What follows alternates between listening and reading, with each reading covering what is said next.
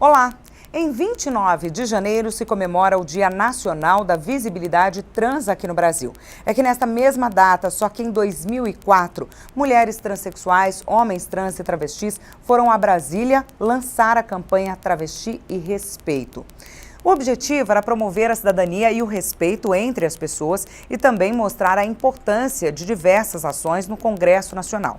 Para dizer o que mudou de lá para cá, eu recebo no estúdio José Pinheiro, jornalista, Alberto Silva, CEO da Casa Florescer, Alina Durso, cantora, e também a Duda Valentina, líder de equipe.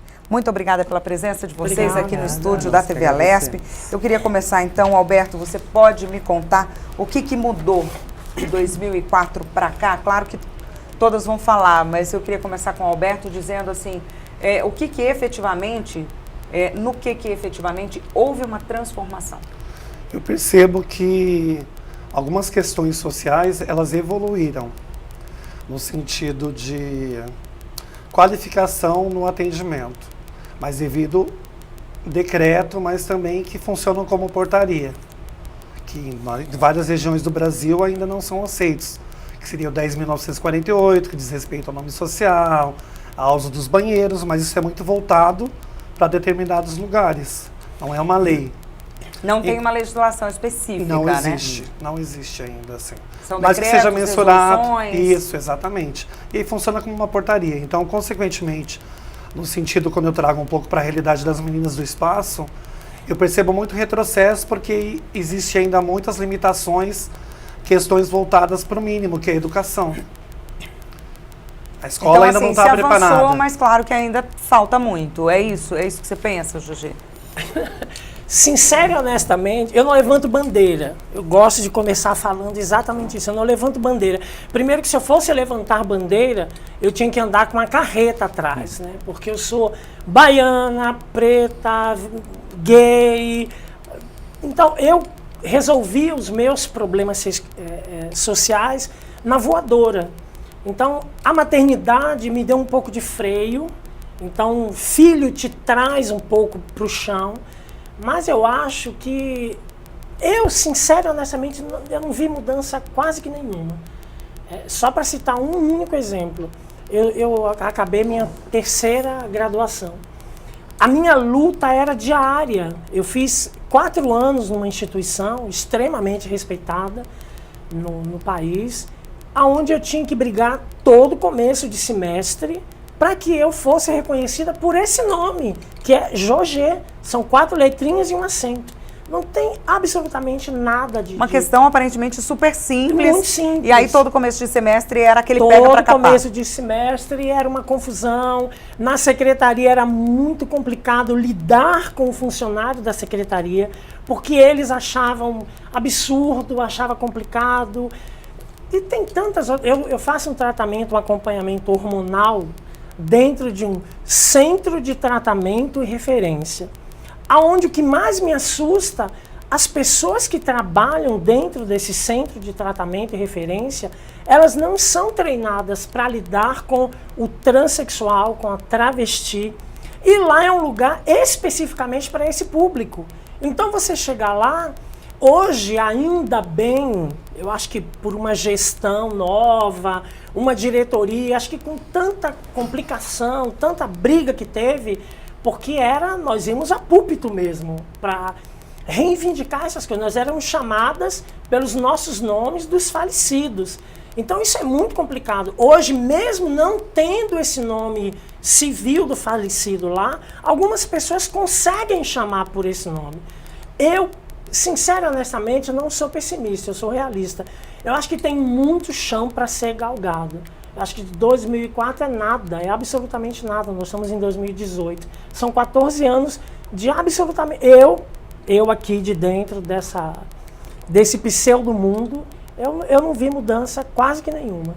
José, você falou das suas graduações, né? Eu queria saber quais foram. E se você também usa, você falou que é apresentadora, também jornalista.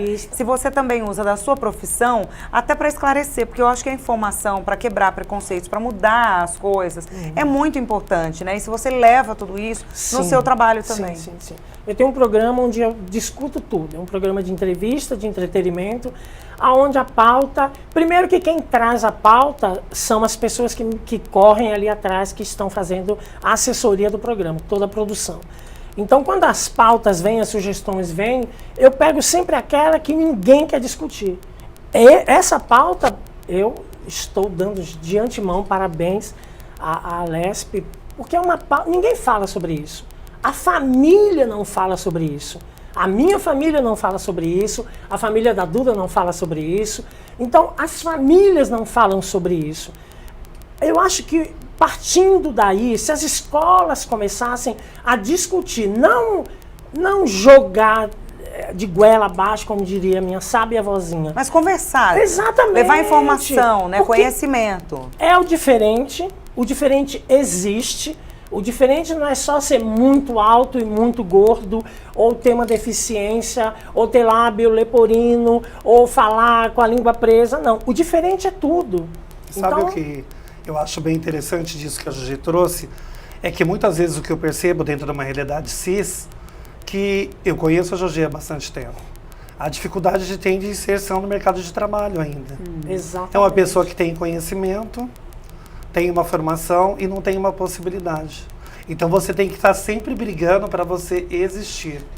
E quando eu trago para a realidade das meninas da casa, é muito mais complicado. Não, ela já trouxe várias brigas É, aqui. A briga muita pelo coisa. nome, né? O brigando por muita existir tem coisa. isso. Exato. Brigando pelo nome, aí briga pelo atendimento de saúde, aí briga pelo lugar no espaço de trabalho. Quer dizer, para todo mundo é difícil hoje em dia o mercado de trabalho, né? Sim, Nós é. somos milhões aí de desempregados no Brasil. Mas Quase é 12 muito milhões. mais, né? Mas tem Isso. outro obstáculo ainda muito maior, né? Que vocês encontram aí pela frente, que é esse preconceito. Eu presenciei muito isso, eu fiquei bastante anos, até mesmo à procura de trabalho, entendeu? E estava sendo muito dificultoso para mim.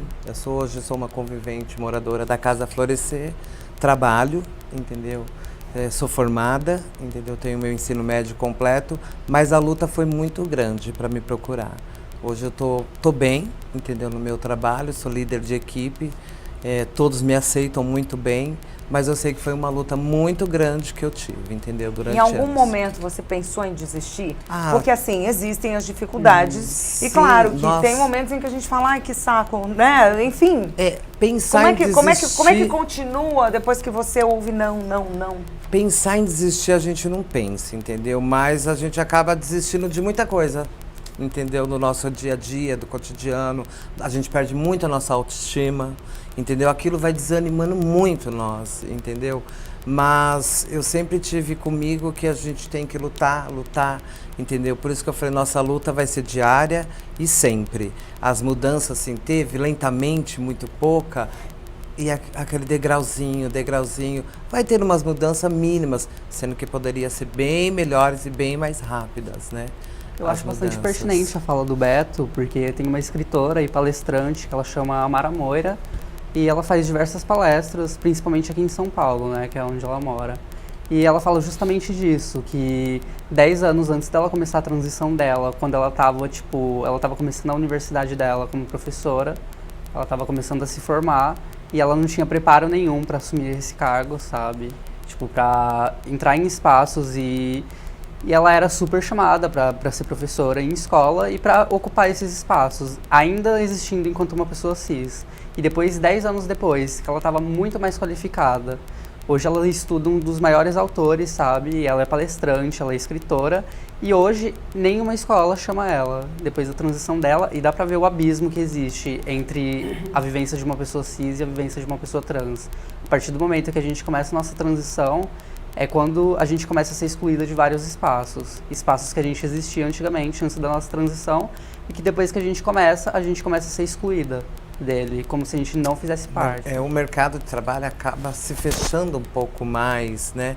Já é fechado, né? Hoje em dia a gente vê mesmo o índice de desemprego, entendeu? E para trans mesmo ainda é menor ainda. Eu queria colocar duas coisinhas. A primeira é que a Mara, ela é doutora. A Mara, o ano passado, defendeu o doutorado dela. É uma queridíssima amiga. Sim. E ela tem uma frase dela, no meu programa ela disse isso, é uma lástima dela ser, dentre o mundo real, nosso mundo real, de transexuais, somos muito poucas doutoras, somos muito poucas acadêmicas, somos muito poucas tudo. Verdade. Antes, eu sou Jogê, sempre fui Jogê. Eu sou isso aqui sem seio. Então, eu sou professora de educação física. Imagine eu dando aula de educação física, de balé para criança. Eu era uma bichinha, muito bichinha. E as pessoas engoliam, porque eu não tinha peito e eu não era assumidamente mulher. Eu não tinha a pretensão de ser mulher. Depois dos seios, acabou. Eu era E como é que isso se disputada deu para tapa. você? Assim, eu Terrível. quero ter seios, eu quero... Agora eu quero não, ser mulher. Isso sempre tive. Sempre. Sempre tive. Eu tive um problema muito grave. Quando eu era criança, eu tentei inúmeras vezes esconder o pênis, de todas as formas possíveis. Com esparadrapo, tentei cortar, tentei amarrar. Uma época amarrei numa virga e pulei. Foi um horror na minha infância. Eu estou falando ali 3 anos de idade, 5, 7. Eu nunca tive problema até a puberdade. Nunca, absolutamente nenhum problema na puberdade. Quando eu comecei a 13, eu namorava um rapaz e as pessoas começaram a me cobrar, os próprios colegas de sala, que nunca atenuaram para absolutamente nada, eles começaram a me cobrar que eu não tinha voz grossa, eu não tinha gogó e eu não tinha pelo. E aí o mundo começou a ser muito cruel para mim. Mas eu nunca me senti um rapaz. Eu era dito popularmente, arrastava chinelo, quebrava munheca, viadinho, mulherzinha, e até hoje. Não pense que a vida muda, não. Por isso que todos os dias, quando você, Carla, começou a falar uma coisa muito legal, todos nós temos muitos problemas. Todos nós temos problemas. Mas quando você é periférica, pretinha, suburbana e tantos outros rótulos, eu quando saio de casa, sem nenhum exagero, eu olho no espelho e digo, criatura, todo mundo vai olhar para você, todo mundo vai te apontar, finja que você é a Carla Francisco, chiquérrima, porque é só a partir desse lado positivo que você consegue viver. Você perguntou para a Duda, você pensou em desistir? Eu, inúmeras vezes. Inúmeras. Eu conheço uma boa parte do mundo. Enquanto bailarina, enquanto coreógrafa. Eu contei hoje uma história para o Beto muito boa. A primeira vez que eu fui para o Japão, enquanto transexual, isso eu estou falando aí de uns 6 anos atrás, mais ou menos, as meninas que foram comigo, as negras que foram fazer show, não tinham ziriguidum. E aí o boss, o cara que nos levou para lá, me chamou e falou, Jogê, e aí? Amor, eu entrei de estrela. E, olha, humildemente falando, porque eu não sou modesta, eu sou muito humilde, eu dei conta do recado. No Japão, eu fiquei um verão, eu acho que eu fiquei 45 dias, 50 dias no Japão, nunca numa mensagem na TV ou numa chamada no jornal colocaram assim, bailarina transexual brasileira. Nunca. Lá vinha escrito, bailarina brasileira, bailarina Jogê. Já aqui, não. Aqui a Jogê é a transexual jornalista, a transexual coreógrafa, a transexual bailarina. Você nunca vai conseguir se livrar desse rótulo de transexual. E aí tem uma coisa que é até interessante diante disso que a Jogê falou. Quando você lida desse outro lado, digamos, desse outro contexto, eu lembro que a Duda, quando ela foi para uma entrevista de mercado de trabalho, ela estava super tensa. Muito. Então você sai, de certa forma, do seu território de oportunidade diferente. E tentei sensibilizá-la e falei, seja você no processo seletivo. Tava porque, de muito certa nervosa forma, na ela não noite. sabia nem como se comportar, eu não ou ia o que nem falar. conseguir dormir praticamente e no outro dia saber como entrevista. Parece que aquilo ali tava tanto tempo procurando emprego que aquilo ali tinha apagado um pouco da minha memória, como eu vou me comportar, como eu vou falar, como eu vou me dialogar com as pessoas, que roupa, entendeu? Até que ele me parou à noite, perguntou, você tá ansiosa? Aí eu, ai, muito, entendeu? Principalmente aí ele, vem a gente cá. tendo ciência, né?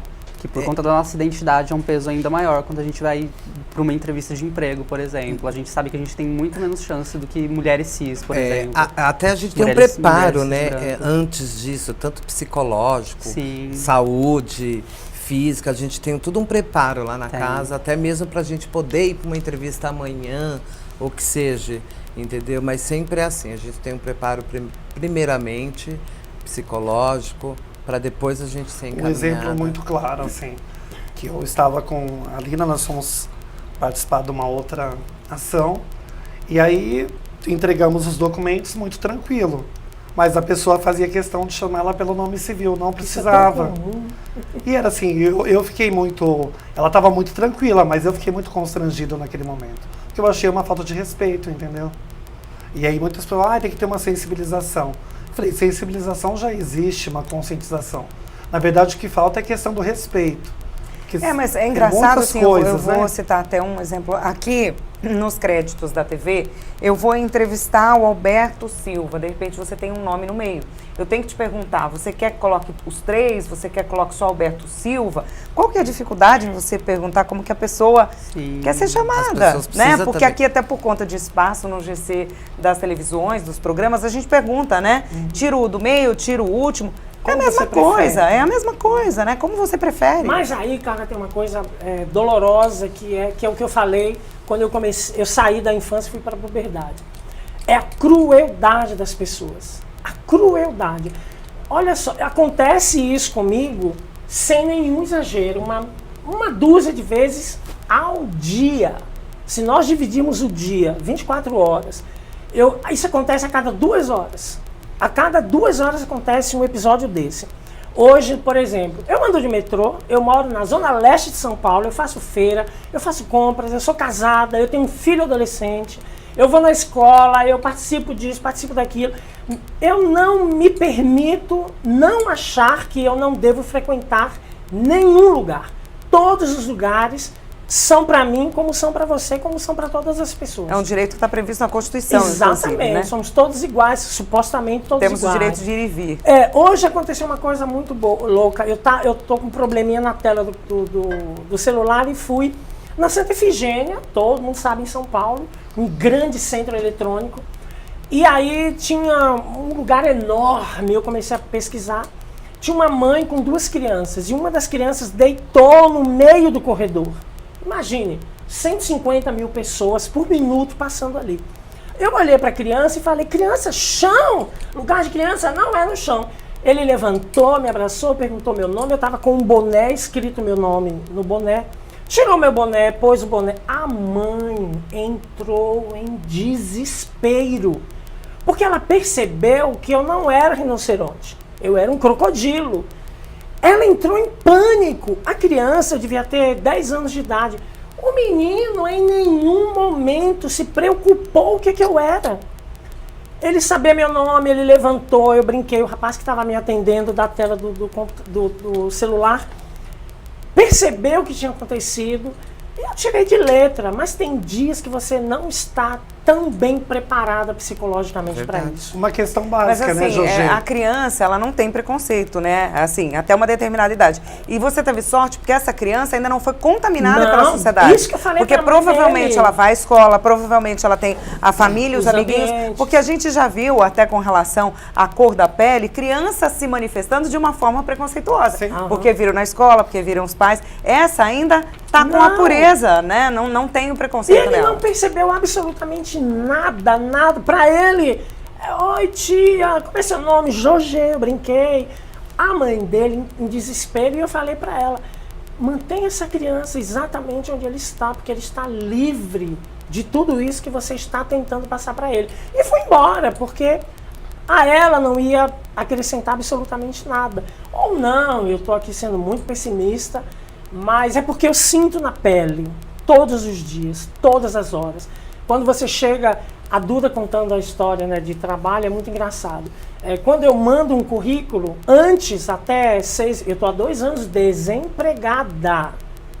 Estou há 5 meses como freelancer da agência de comunicação IAD de São Paulo. Então, quando eu comecei a mandar currículo, imagina 1 ano atrás, 1 ano e meio atrás, comecei a mandar currículo, as pessoas me chamavam, porque lá estava escrito Jorge Pinheiro, blá blá blá, a formação, o idioma, né? Quando eu chegava lá, eu via na testa da pessoa que estava me recebendo que ela não sabia, ela não fazia a menor ideia de quem era Jorge. Teve situações em que eu dizia para ela, olha, infelizmente, trans estuda. Infelizmente, trans é inteligente. Infelizmente, trans tem currículo, tem capacidade. Currículo, fala outros idiomas, toma banho, se veste bem, sente as mesmas coisas que você. Hoje, o que eu faço? Junto com o meu currículo, vai minha biografia. Eu, Jorge Pinheiro, nascida, blá, blá, blá. Eu já digo quem eu sou para evitar esse constrangimento. Tanto da pessoa do lado de cá, quanto essa que já apanhou muito da vida. Eles não têm a Eu surpresa, queria fazer né? uma colocação que a Alina trouxe, ela falou da cis e da trans, né? Do preconceito C. Eu queria que você explicasse o que são as duas coisas, né? Porque a gente tem, LGBT, depois LGBTI, a gente já até tratou isso naquele programa, né? Sim. As mudanças que muitas vezes as pessoas não sabem, né? O que são e por que em um determinado caso o preconceito é maior ou menor. Então, assim, já não bastava existir o preconceito, a gente ainda tem que lidar com ele em graduações diferentes? Sim, mulheres cis, no caso, igual eu falei, tipo, pessoas cis no geral são aquelas pessoas que se identificam com um gênero que foi designado ao nascer delas, no nascimento delas. Ou seja, através da sua genitália. Ou seja, se eu nasci com um pênis, a sociedade impõe que eu sou um menino. E aí, se eu me identifico com isso, eu sou uma pessoa cis, ou seja, um homem cis. Agora, se eu não me identifico com isso, que no caso é o caso meu, da Duda e da Jorge, nós somos pessoas trans, que é quando a gente não se identifica com o gênero que nos foi imposto devido à nossa genitália ao nascimento. E só pegando do gancho no que você falou, eu acho que o âmbito escolar é um dos espaços mais cruéis, assim, para jovens que fazem parte da diversidade, sejam pessoas negras, sejam pessoas LGBTs no geral, mas eu vou falar enquanto a minha vivência de mulher trans. O âmbito escolar, nossa, foi uma luta muito árdua para mim. Eu não sei como foram para vocês, tipo, nesses espaços, como foi a escola. Muito. Mas, tipo, para mim foi, ainda existindo para a sociedade quanto um menino cis. E a escola tem a ver com a educação, né, Sim, gente? sim. Ainda existindo para a sociedade quanto um menino cis, eu lembro quando eu comecei minha transição, ainda na escola, eu estava acabando, eu acho que o segundo do ensino médio.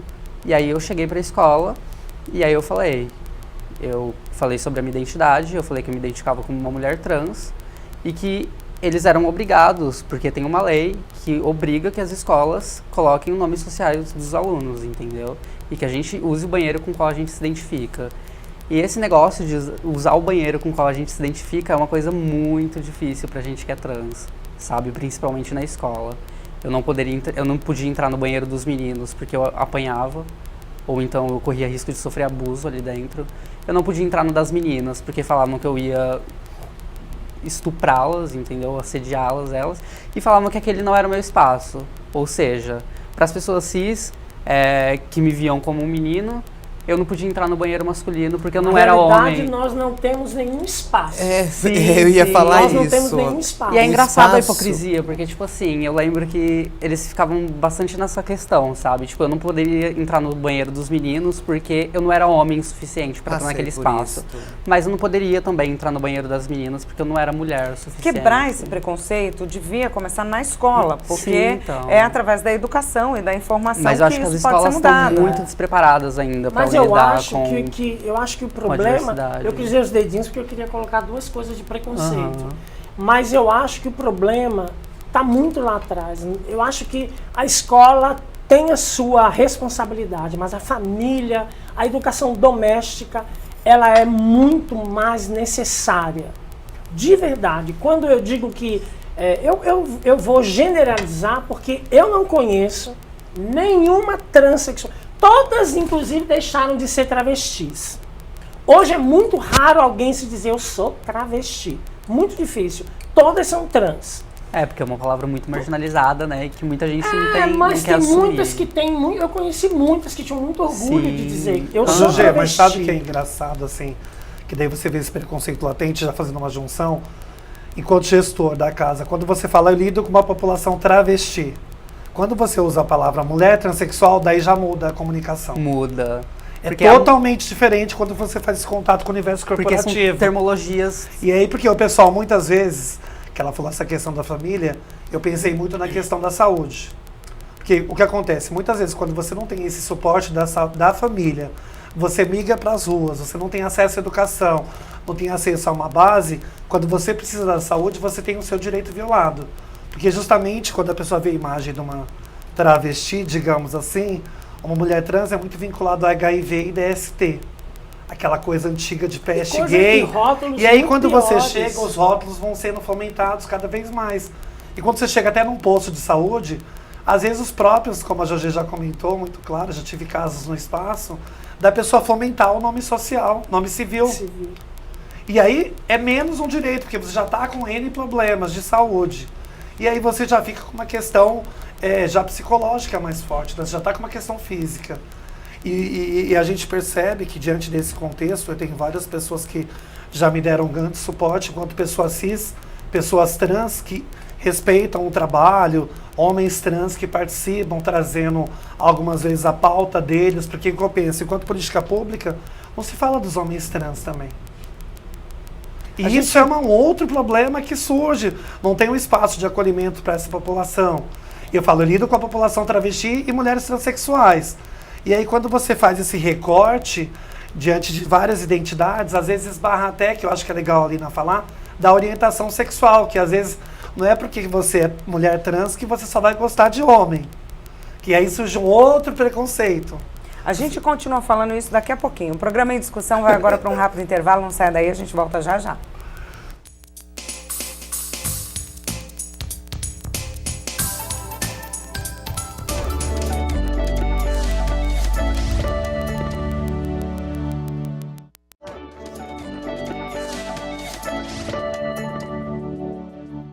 Estamos de volta com o programa Em Discussão, que hoje trata do Dia Nacional da Visibilidade Trans, comemorado em 29 de janeiro. No estúdio, José Pinheiro, jornalista, Alberto Silva, CEO da Casa Florescer, Alina Durso, cantora, e agora conosco, Matheus Rafael, auxiliar administrativo. Matheus, está debutando aqui no programa, entrando agora, eu queria que você contasse um pouco para a gente. No bloco anterior a gente falou sobre muitas dificuldades para o trabalho, para o acesso à saúde, preconceito na escola, muitas lutas que são travadas assim, com obstáculos excessivos, né? Eu queria que você contasse um pouquinho da sua história, se você teve apoio familiar, como é que foi? Então, né, eu tenho 18 anos, a minha história é relativamente curta, né? Eu saí do ensino médio em 2017, a minha transição foi durante o ensino médio.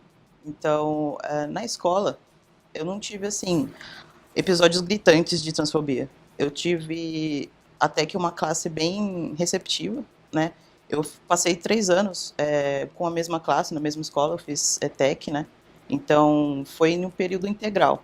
Lá eu ficava mais de 7 horas lá naquela escola com as mesmas pessoas durante muito tempo. E eu transicionei no 2º ano do ensino médio. Foi uma experiência, assim, eu não tenho nenhum trauma daquele tempo. As pessoas na minha classe foram bem amigáveis comigo. Eu tive mais problemas com relação a nome, a banheiro, por um tempo. Chegou a ter professora a reclamar na direção por causa que eu estava frequentando banheiro masculino. Por esse tipo de coisa. E na questão do nome, apesar de ter leis e ter um amparo, mas na parte da lei, teve problema, sim, em ter o meu nome social respeitado lá por um tempo. Eu tive que correr atrás da Defensoria Pública para resolver esse problema. E durante o ensino médio foi isso, né? Eu comecei o meu tratamento hormonal lá também. E as mudanças foram graduais, ao mesmo tempo que eu fui me adaptando, as pessoas ao meu redor foram se adaptando. Com relação à família, eu moro com a minha avó. Meus pais se separaram quando eu era bem pequeno, foram cada um para um canto e eu moro com a minha avó, né? Com ela foi um pouco complicado. Foi durante a infância inteira sendo proibido de fazer as coisas que eu gostaria de fazer. Isso acabou fazendo com que eu escondesse a minha identidade por muito tempo. Tipo o quê? Dá para você contar, né? A gente trouxe vários exemplos aqui, né? Sim, então, com relação à vestimenta, por exemplo. eu sempre quis usar esse tipo de roupa que eu uso hoje. Eu nunca pude, sabe? Se eu fosse num lugar comprar roupa, por exemplo, era diretamente na seção feminina. Ok, ela pintava uma princesa dentro de mim e fora de mim, que eu não era. Então, com relação a isso, eu sempre tive que vestir de uma forma que eu não queria. Sempre tive cabelo longo. Sempre tive que performar uma coisa que eu não sou, por fora nem por dentro. E foi também com relação ao cabelo, com o meu comportamento, e sempre teve esse tipo de uns limites que colocavam para eu seguir a minha vida, né? E aí, depois da sua transição, assim, como é que ela entendeu? Você hoje ainda mora com ela? Eu moro com ela ainda. Eu comecei o tratamento por conta, né? Por conta, eu digo assim, foi por fora de uma rede pública, por exemplo. Porque eu comecei a fazer no Hospital das Clínicas, no ambulatório que tem lá, que são para adolescentes e crianças. E lá dentro tem um programa que eles reúnem pais, adolescentes trans e psicólogos. Lá dentro é incrível. Assim, eles reúnem todos esses pais, adolescentes e tudo mais para conversar e fazer o que a gente está fazendo aqui. Conversar, debater, expor opinião. Explicar para os pais, Isso. trazer informação. Trazer informação por meio dos psicólogos e por meio das crianças e adolescentes trans. E isso acaba sensibilizando mais os pais. Por exemplo, a minha avó só começou a se sensibilizar mais ainda comigo quando ela viu uma senhora, ela tinha mais de 90 anos, ela era avó de um adolescente trans de lá, e ela contou quanto o neto dela trouxe paz para a vida dela. Porque quando ela começou a entender o que se passava com ele, ela se sentiu livre, sabe? Ela foi se livrando de preconceitos. Ela se tornou uma pessoa mais boa, digamos assim, com relação a esse tipo de coisa. E a minha avó chorou lá na reunião. Ela chorou porque a minha avó ela tinha essa coisa de dizer: o que eu fiz para Deus para merecer isso? Ela dizia essas coisas falando na minha cara. E depois daquela reunião, ela escutou o seguinte: o meu neto foi um presente de Deus para mim. E aí ela explicou por quê. Porque ela se sentiu mais livre de preconceitos e tudo mais. E foi nisso que tocou minha avó. Por mais programas assim, né, gente? Que reúnem aí a família, psicólogos, que dão esse suporte, que levam informação, né? Agora, isso tinha que ter mais, né, Alberto? Claro, o Hospital das Clínicas tem, oferece, sensacional, mas eu acho que quanto mais programas como esse você tiver, mais você vai quebrar esses preconceitos, você percebe, né? que a questão da família, ela passa o tempo todo. E eu fico pensando no caso do Matheus aqui, fico até bastante emocionado quando vem numa questão dessa, porque muitas vezes na prática diária, tem muitos homens trans que procuram um espaço para que eles consigam ser acolhidos. E ainda não foi pensado nesse modelo. Porque, de certa forma, talvez não seria necessário.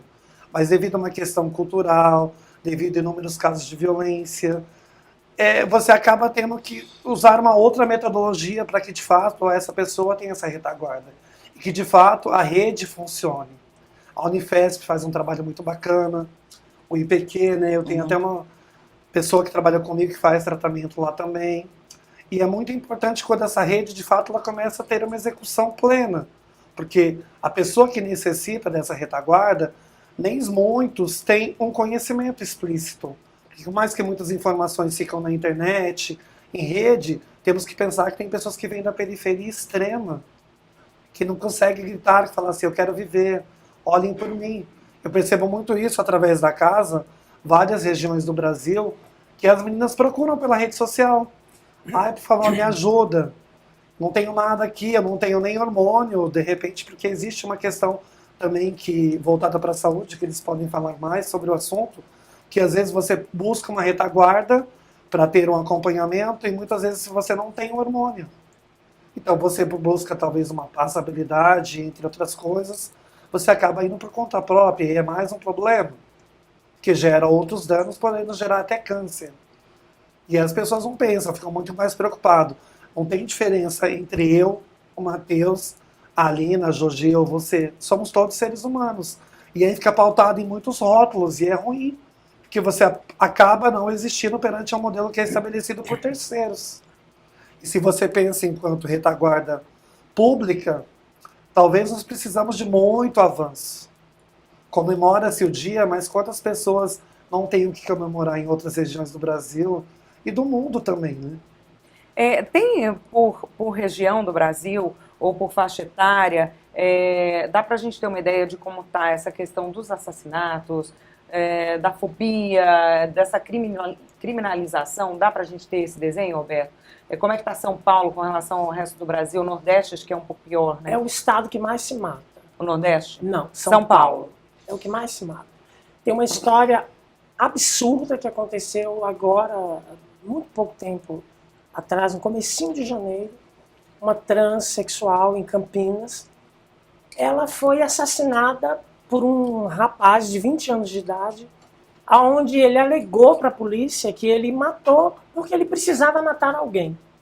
E o requinte de crueldade foi tão absurdo que ele atacou a Kelly, se eu não me engano o nome dela, no bar da sogra dela. Ela estava com a sogra, ela era casada há 3 anos, o marido estava trabalhando em outra cidade, muito perto de Campinas. Esse sujeito atacou ela, esperou o bar esvaziar, pegou uma garrafa, começou o trabalho dele com uma garrafa, depois ele levou o corpo para um outro lugar, esfaqueou a transexual, abriu o tórax, tirou o coração, um pedaço do pulmão, e quando a polícia conseguiu alcançar isso, roubou notebook, celular, dinheiro do caixa, quando a polícia conseguiu pegar esse rapaz, a justificativa dele não tinha justificativa. Ele matou porque ele precisava matar alguém. Por que você tirou o coração dela? Ele não sabia justificar. Então, quando eu digo que quando eu saio de casa todos os dias, me olho no espelho e digo que você é digna, você é humana e você vai ser respeitada. Me fala uma coisa, Gigi, esse caso, por exemplo, né, ele disse que matou porque ele precisava matar alguém, não pelo fato de ela ser trans. Não, em nenhum Você acha momento... que existe uma subnotificação de tudo isso no Brasil, de todos esses crimes? Existe. Isso é notório. E isso atrapalha muito, né? Porque Muito. atrapalha a política pública, porque você não tem pesquisas com dados reais, né, do que realmente está E tem acontecendo. uma outra nas ruas. coisa, Carla, muito séria, que é assim, antes nós éramos GLBT? GLS. Nós éramos GLS. Aí nós viramos LGBTS. Depois nós viramos LGBTI+, W elevado ao cubo. Eu acho, particularmente, talvez eu compre uma briga muito grande, mas eu acho que enquanto nós nos preocuparmos com esse monte de rótulo, porque eu sou trans, eu sou binário, Existe eu não uma sou binário. rotulagem também, né? Isso, as Existe uma pessoas se rotulagem. rotulam. E tem um outro problema muito mais grave. Não porque eu sou trans, eu posso falar isso com categoria porque eu sou transexual.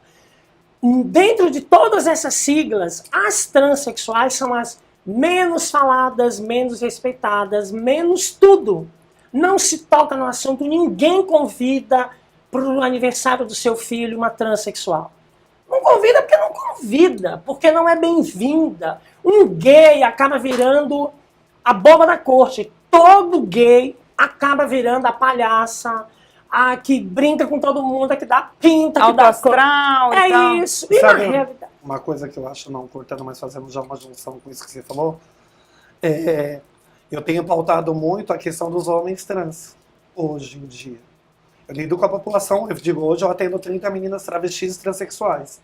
E aí já tem essa vertente, que o que é ser travesti, o que é ser mulher transexual. A Alina ia trazer essa explicação pra gente, né? Sim, eu só queria fazer um recorte do que ela falou. Claro. Tipo, eu acho que tem 2 lados. Eu acho que tem o lado negativo disso, de rotular tudo, mas eu acho importante exatamente por essa questão que o Beto falou, porque eu acho que a partir do momento que não tem rótulo, invisibiliza muitas identidades, sabe?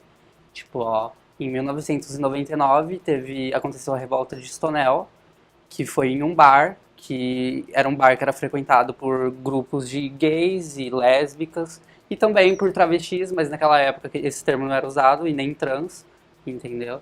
E eles começaram a sofrer opressão por parte da polícia, por parte do Estado, e aí foi quando eles começaram a entrar em confronto para eles terem direito àquele espaço.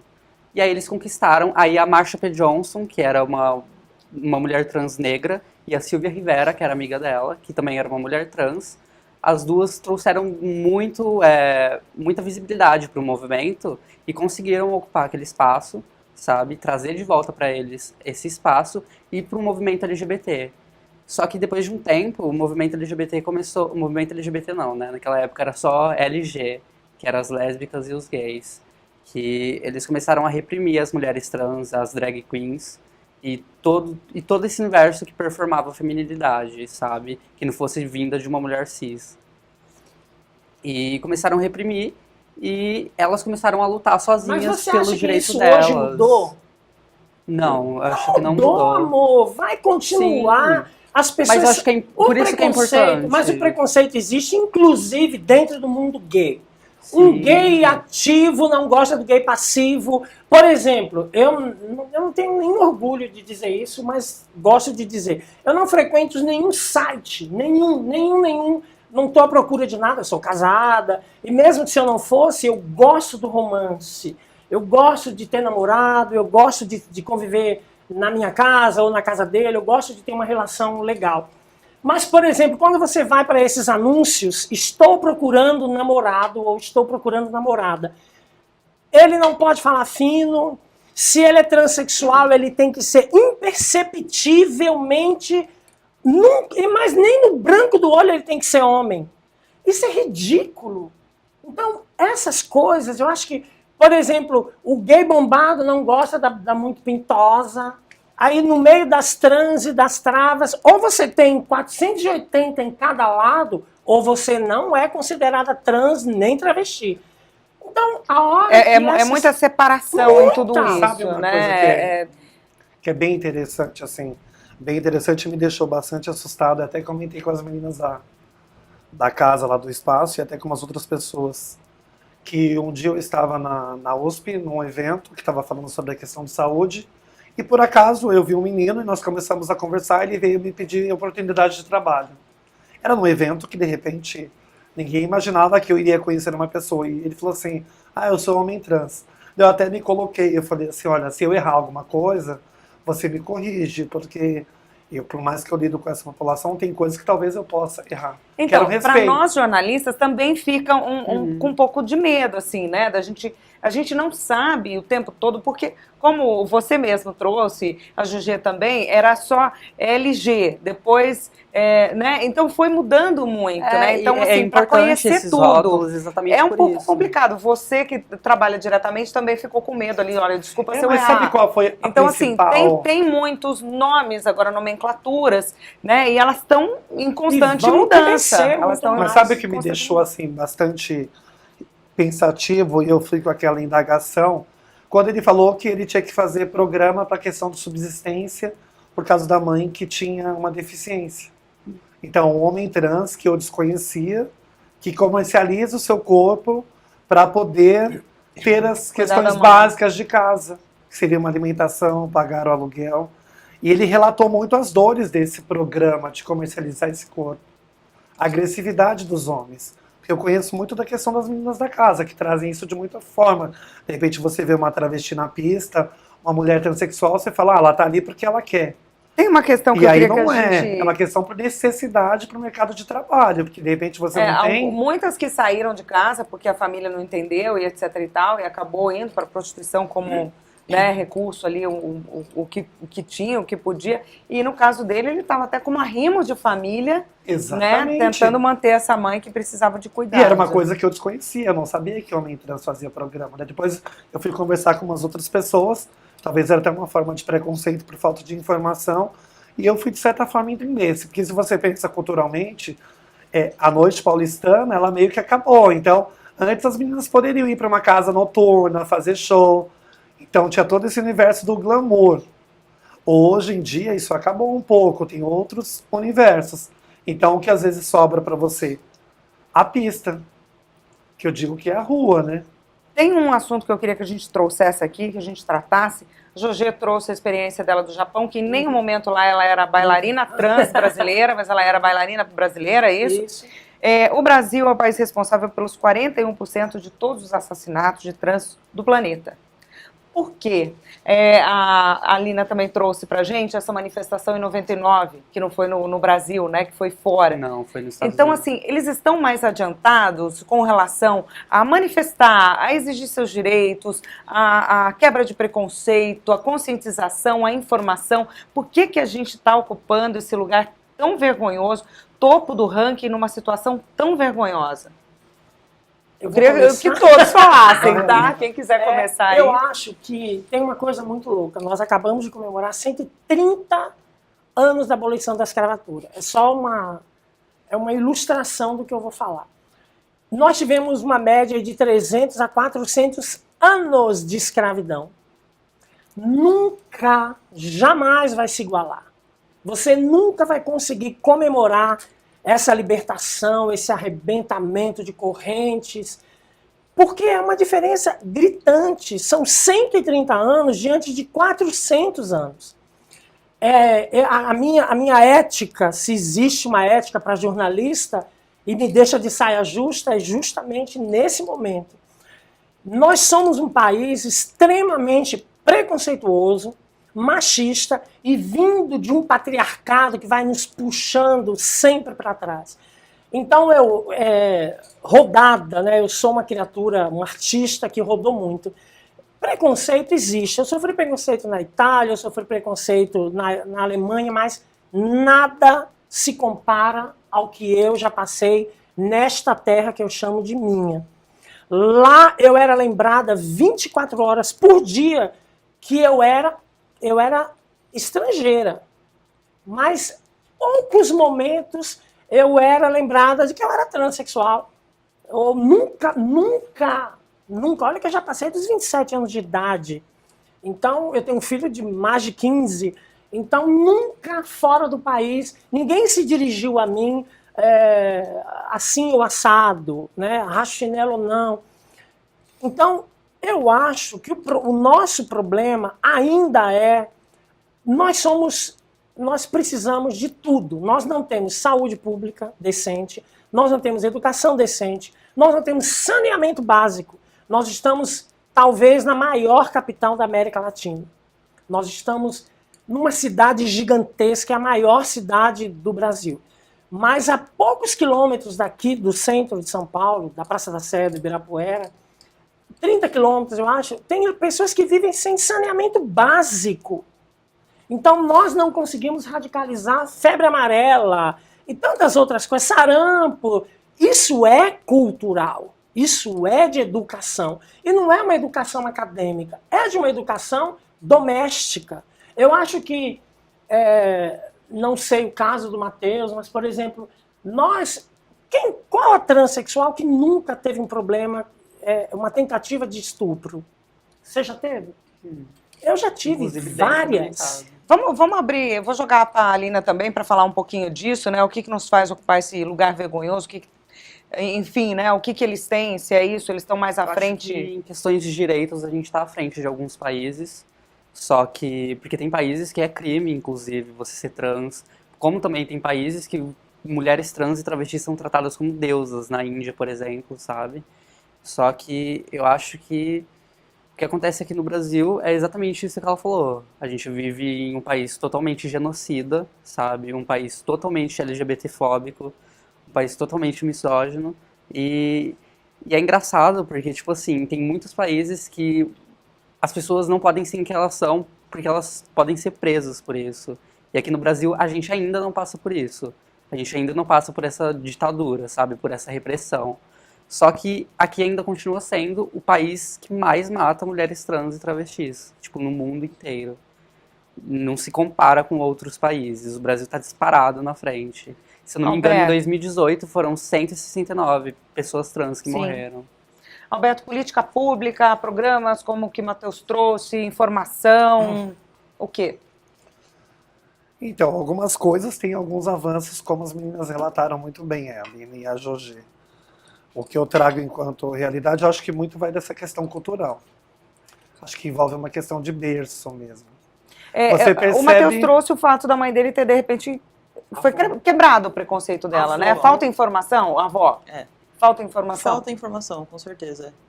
Às vezes as pessoas, elas ficam presas ao que elas geralmente pensam, que vem da raiz. Às vezes tradicionalmente pela família, né? Às vezes pelo ambiente que elas foram crescendo, se desenvolvendo, que é o sexismo, né? Que é o preconceito também. Então, para essas pessoas quebrarem esse tipo de pensamento, é difícil. Para outras é mais fácil. Mas é algo cultural, né? Da escola. Escola não trabalha esse tipo de assunto. A família, esse assunto é um tabu. Como você mesma já disse, que não é falado. Se não é falado, como é que as pessoas vão saber o que acontece? A informação ela não é passada, ela não é muitas vezes ouvida por intenção ou não. E vão se reproduzindo esse tipo de coisa, né? Por Sabe isso o que o dia 29 é importante, para chamar a atenção para o assunto. Porque as pessoas acabam esquecendo que são seres humanos, são pessoas. Então, acho que essa questão da cultura de outras, não só regiões do Brasil, mas como pelo mundo, isso tem uma leitura um pouco diferente, né? Então, o que eu percebo muito de todas as meninas quando são amigas ou que frequentaram a casa, ou entre outras coisas, assim como os meninos, eu só quero ser gente. Eu só quero ter uma oportunidade com dignidade, eu exijo respeito. E isso é muito forte, né? Simples, né? É simples, são coisas básicas que, de repente, na prática, eu não tenho essa vivência. Eu tenho aquela vivência e falo assim, ai, que pena que você é gay. Pena por quê? Meu companheiro não acha, as pessoas não acham. Eu falo assim, mas eu sei lidar bem com isso. Agora, imagino isso para uma pessoa trans. O quanto é mais complicado. Gente, o programa está terminando. Queria agradecer muito a presença de vocês aqui com a gente, todo o conteúdo que vocês trouxeram. O programa Em Discussão de hoje termina aqui. Você pode rever este conteúdo que fica disponível no canal da TV Alesp no YouTube. Obrigada pela sua audiência. Tchau, tchau.